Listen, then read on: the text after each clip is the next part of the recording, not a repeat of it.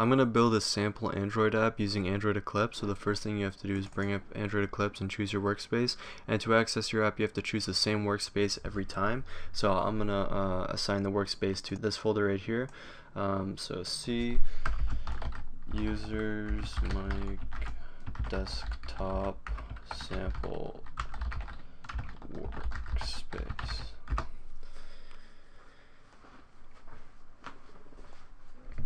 So close out this, go to File, New, Android Application Project, your application name, so sample app. You can choose a project name, which will be the folder. It doesn't really matter, but you make it different from the application name. The package name is super important if you're uploading your APK, which is this file that you're creating right now. If you upload this to the Google Play Marketplace, it is super important. First of all, you can't have example if you're uploading to the Google Play Marketplace. So usually I put my name there. So I would start with com.yourname because every package name has to be unique. So if you pick your name, it's more likely to be unique. So com.yourname and then sort of the name of the application. This could be whatever you want. You typically want to choose something that is going to be unique and like identifiable, so you should have a name relevant to your project. Usually I go for minimum SDK API 8 and I go target to 17. That's sort of what I do. I guess you could go to API 1, but I'm not even sure what the downside of that is, so I'm just going to keep it on 8. And yeah, so just skip this. This is where you create your icon, so you can browse and upload an image for it, and that is what the icon will look like on your phone. Blank activity. Activity name, this is going to be the name of your main Java class, and this is going to be the name of your main XML file class. So just to finish, I don't care to rename them, doesn't really matter. And the first thing that's going to pop up is your default XML file. Your main Java class is going to be in your source folder and then in your package folder, and it's going to be right here. So double click that, bring it up. But the first thing you want to do is do your XML, because you're going to have to reference your XML from your main activity.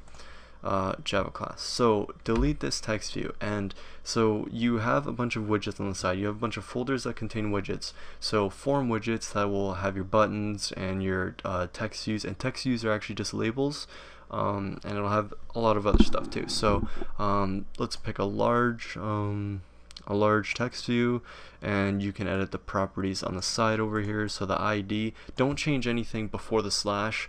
The ID is this, so LBL title, that's the new ID of it. The ID is how you reference it from your main activity, and just give it a name, so basic calculations calculator. Okay, so that's the name, and yeah, actually the sample app, the name of your project will pop up here, but what I do is I make a new theme, so this action bar doesn't even pop up here because I don't like it displaying the name of it. But you know, I guess that's what you can target your name for, because it's going to be up there if you don't change the theme. And then the next thing we're going to do is create a text field, and a text field is an edit text in Android. You reference it by edit text in your activity class, but these are text fields and the same as text boxes. And you can see that in this folder they're all text fields, but they're all different. They all have different restrictions. So ABC would have no restrictions, meaning that you can use any button on the keyboard to enter into the text field. Or you could use the number text fields, and these restrict the user from entering any letters, but they're slightly different in that in this one you can only enter positive numbers, so you can't enter a decimal or a negative sign.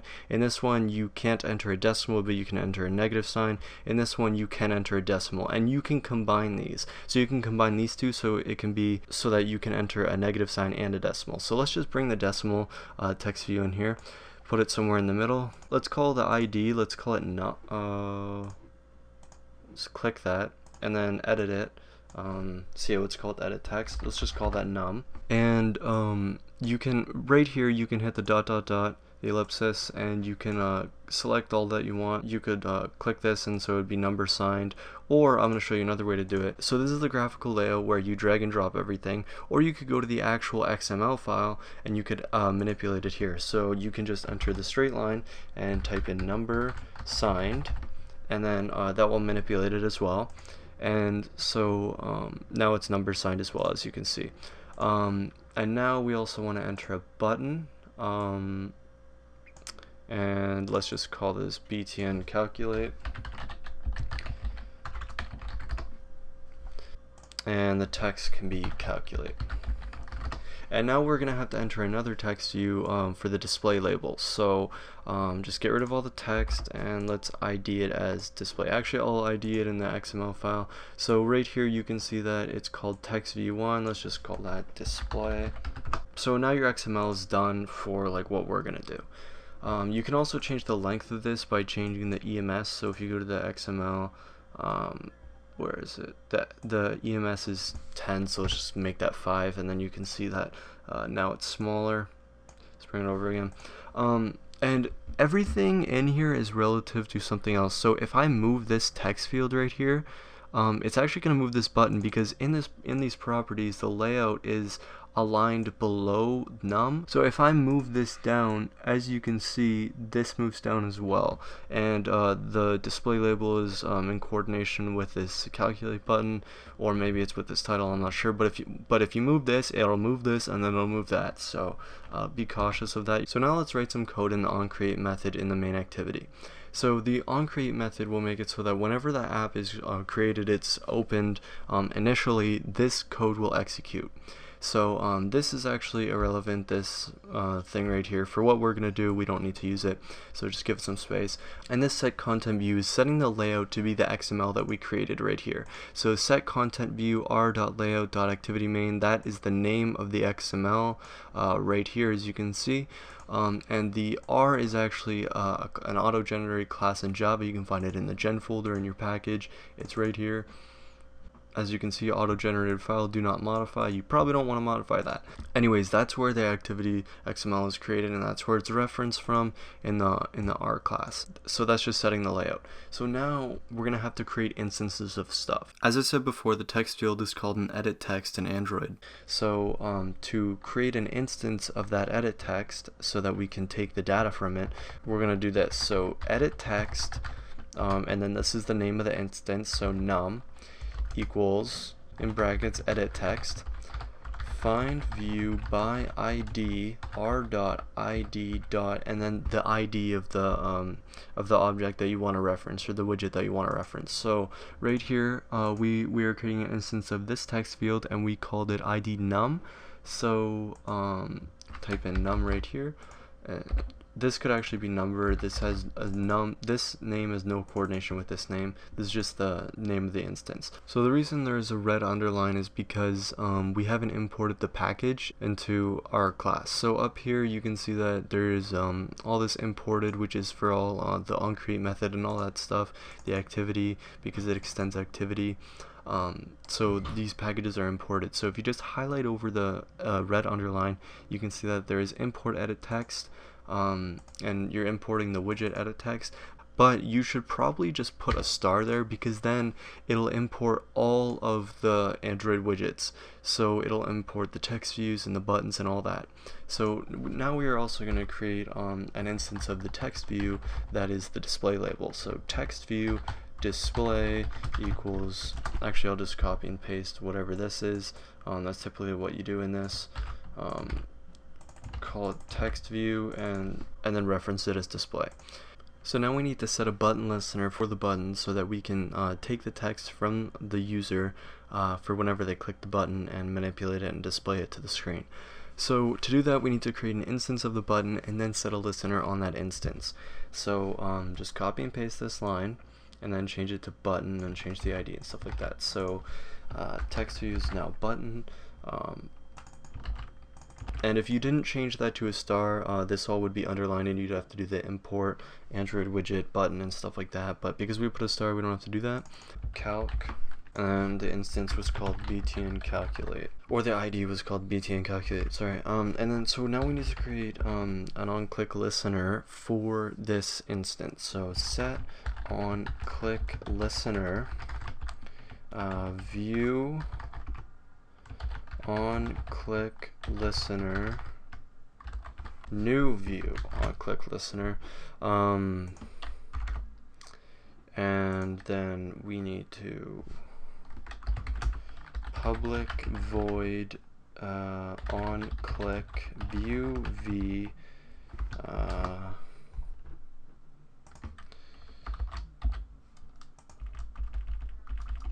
let's see what's wrong here. Probably have to import something. Import view.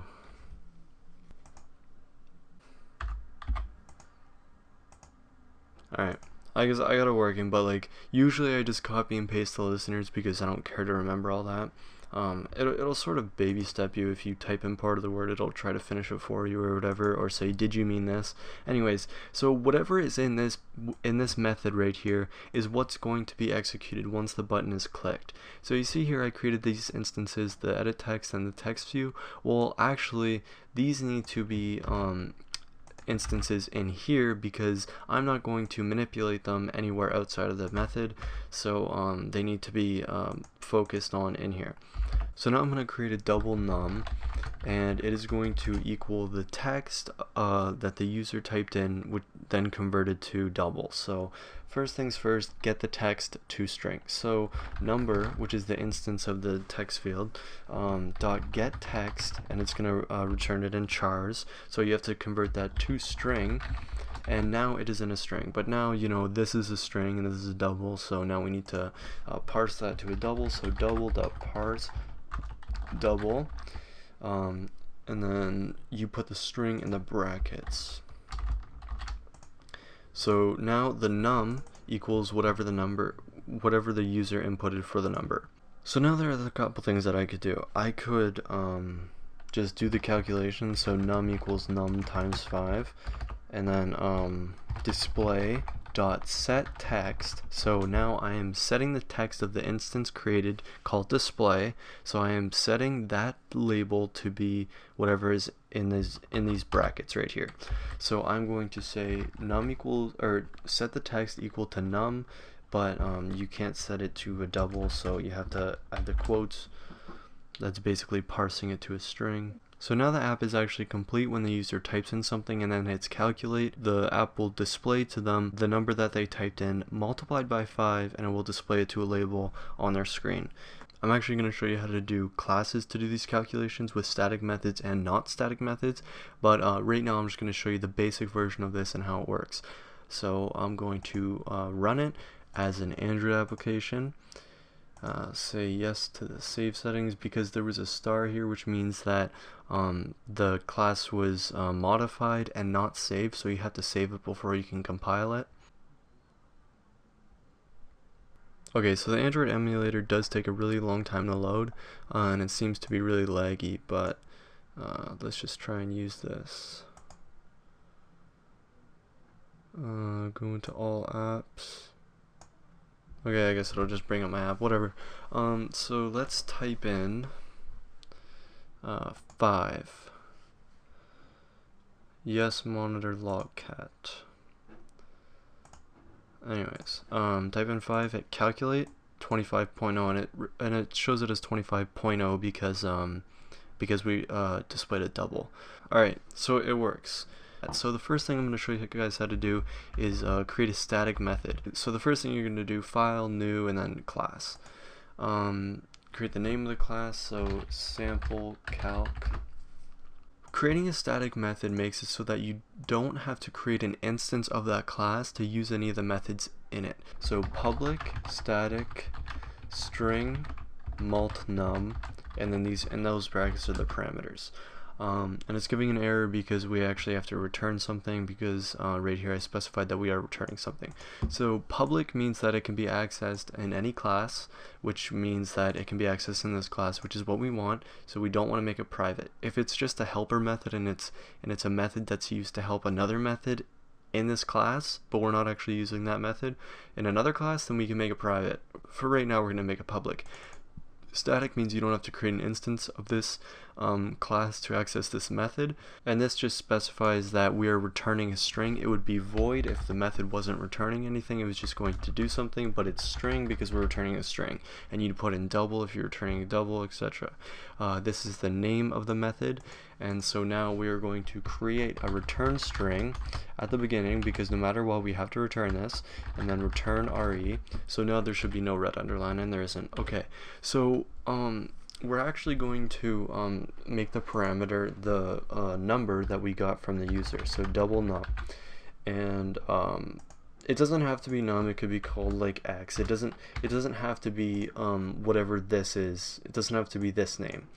Anyway, so you call it x, and now we're going to say double num equals x times 5, and so now num equals whatever number the user inputted multiplied by 5, and we're going to set the return string equal to the num,